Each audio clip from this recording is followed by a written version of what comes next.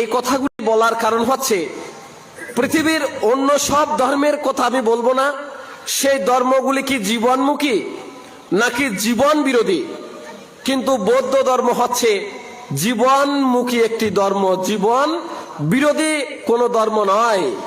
কারণ মহামতি বুদ্ধ জীবনের দুঃখগুলি উপলব্ধি করে তিনি জীবন জগতের সমস্ত মায়া মমতার নাগপাশ ছিন্ন করে প্রিয়তমা স্ত্রীর সঙ্গ ত্যাগ করে সদ্যজাত সন্তান রাহুলকে পরিত্যাগ করে রাজসিংহাসনের উত্তরাধিকার পরিত্যাগ করে তিনি মেঠো পথে বের হয়ে পড়েছিলেন।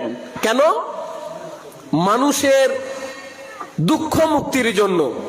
6 বছর কঠোর সাধনার পর তিনি মানুষকে জীবনমুখী কিছু শিক্ষা দিয়েছিলেন, যেই শিক্ষাগুলি আমাদের প্রত্যেক জীবনে যদি আচরণ করি, অনুশীলন করি, অনুসরণ করি, তাহলে আমাদের জীবন হবে অত্যন্ত সুন্দর।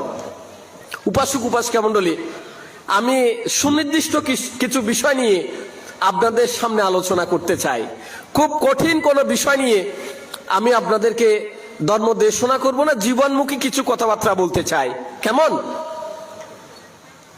যে বিষয়টি নিয়ে আলোচনা করতে চাই সেটা হচ্ছে পবিত্র ত্রিপিটকের মধ্যে আপনারা জানেন 3টি পিটক আছে। ত্রিপিটক অর্থই হচ্ছে 3টি খণ্ড বা পিটক। কেমন?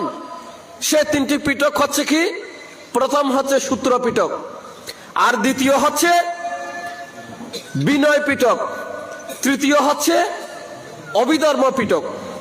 এই সূত্র পিটকের মধ্যে 5টি খণ্ড আছে: অঙ্গুত্তর নিকায়, সংযুক্ত নিকায়, ক্ষুদ্র নিকায়, মধ্যম নিকায় এবং দীর্ঘ নিকায়। ক্ষুদ্র নিকায়ে মূলত ছোট ছোট সূত্রগুলি লিপিবদ্ধ করা হয়েছে।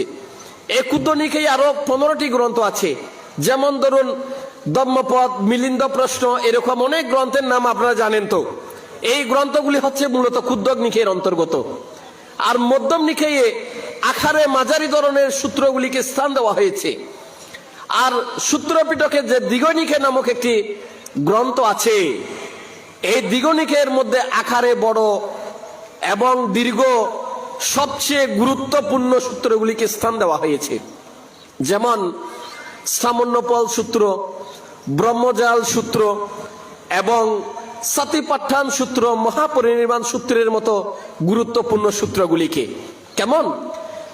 এই দ্বিগুণিকের মধ্যে একটি অন্যতম সূত্র হচ্ছে সিগলাবাদ সূত্র। নাম কি? সিগলাবাদ সূত্র। এই সূত্রের নাম সিগলাবাদ সূত্র কেন হয়েছে? মূলত একজন ব্যক্তির নামে এই সূত্রের নাম হয়েছে। সিগলা সেটি মূলত ছিল একজন ব্যক্তির নাম। সে বয়সে তরুণ ছিল, নবীন ছিল। সে প্রতিদিন নদীতে গোসল করে, স্নান করে, পাড়ে উঠে 6টি দিকে তিনি নমস্কার করতেন, প্রণাম করতেন।